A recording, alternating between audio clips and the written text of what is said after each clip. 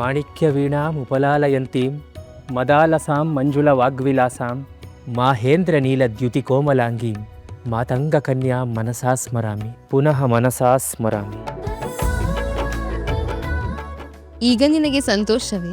ನಿನ್ನ ಆಜ್ಞೆಯನ್ನು ಶಿರಸಾಧರಿಸಿ ಪಾಲಿಸಿದ್ದೀನಿ. ಇದರಿಂದ ಸಂತೋಷವಾಗಬೇಕಾಗಿರುವುದು ನಿನಗಲ್ಲವೇ ಅಮ್ಮ? ನನಗೆ ಅತೀವ ಸಂತೋಷವಿದೆ ಕಂದ.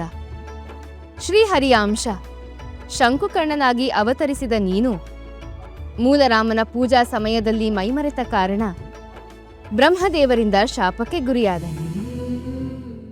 ನಿನ್ನ 4ನೇ ಜನ್ಮದಲ್ಲಿ ಅದೇ ಮೂಲರಾಮನ ಸೇವೆಗಾಗಿ ನೀನು ಅಣಿಯಾಗಿದ್ದೀಯ. ಅಂದು ನಿನಗೆ ಶಾಪವಿತ್ತಾಗ ತಾಯಿಯಾದ ನನಗೆ ಅತೀವ ಸಂಕಟವಾಗಿತ್ತು. ಆದರೆ ಇಂದು ನೀನು ನಿನ್ನ ಗಮ್ಯವನ್ನು ತಲುಪಿರುವುದನ್ನು ಕಂಡು ತಾಯಿಯಾದ ನನಗೆ ಅತೀವ ಸಂತಸವಾಗುತ್ತಿದೆ. ನಿನಗೆ? ಎಲ್ಲವೂ ನಿನಗೇ ತಿಳಿದಿದೆ ತಾಯಿ. ಮಗು, ಕೈ ಹಿಡಿದ ಮಡದಿ, ಜನ್ಮ ಕೊಟ್ಟ ಮಗ, ಒಡ ಹುಟ್ಟಿದವರು, ಸಾಕಿ ಸಲುಹಿ ಬೆಳೆಸಿದ ಬಂಧುಗಳನ್ನೆಲ್ಲ ಬಿಟ್ಟು ಬಂದಿದ್ದೀಯ.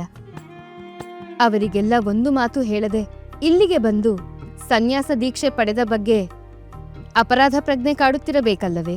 ಕಾಡದೇ ಇರುವುದಾ ಹೇಳು? ಈ ಜಗತ್ತಿನಲ್ಲಿ ಹುಟ್ಟಿದ ಯಾವ ಮನುಷ್ಯನೂ ಸ್ವಾವಲಂಬಿಯಲ್ಲ.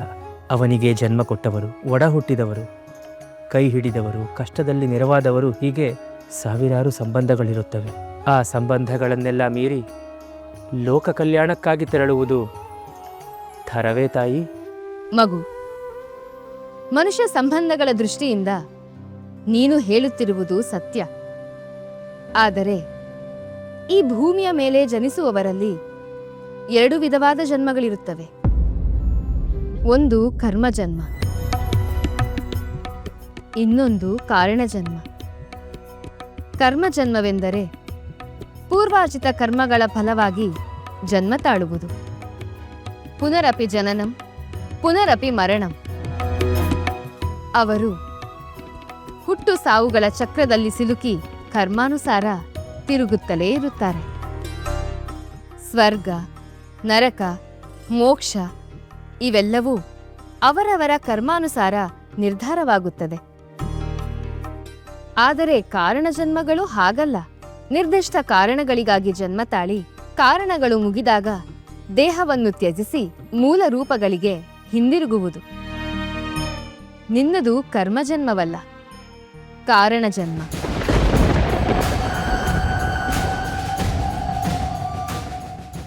ನೀನು ಜನಿಸಿರುವುದು ಲೋಕೋದ್ಧಾರದ ಕಾರಣಕ್ಕಾಗಿಯೇ ಹೊರತು ಮೋಹದ ಬಲೆಯಲ್ಲಿ ಸಿಲುಕಿ ನಿಂತ ನೀರಾಗುವುದಕ್ಕಲ್ಲ.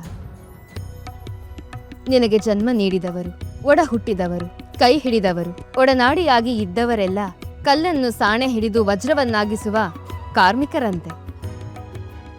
ಅವರವರ ಕೆಲಸ ಅವರವರು ನಿಷ್ಠೆಯಿಂದ ಮಾಡಿದ್ದಾರೆ. ಆ ನಿಷ್ಠೆಗೆ ಸಲ್ಲಬೇಕಾದ ಪ್ರತಿಫಲವು ಪುಣ್ಯದ ರೂಪದಲ್ಲಿ ಅವರ ಜನ್ಮ ಜಾತಕಕ್ಕೆ ಸೇರಿದೆ. ಆ ಬಗ್ಗೆ ನೀನು ಚಿಂತಿಸಬೇಕಾದ ಅಗತ್ಯವಿಲ್ಲ. ಏಕೆಂದರೆ ನೀನು ಬಂದಿರುವ ಕಾರಣ ಲೋಕ ಕಲ್ಯಾಣ. ಕೋಟ್ಯಾಂತರ ಜನ, ನೊಂದವರು, ಬಡವರು, ಅಸಹಾಯಕರು ನಿನ್ನ ಸೇವೆಗಾಗಿ ಕಾಯುತ್ತಿದ್ದಾರೆ. ಅವರನ್ನು ಉದ್ಧರಿಸುವತ್ತ ನಿನ್ನ ಗಮನವಿರಬೇಕು.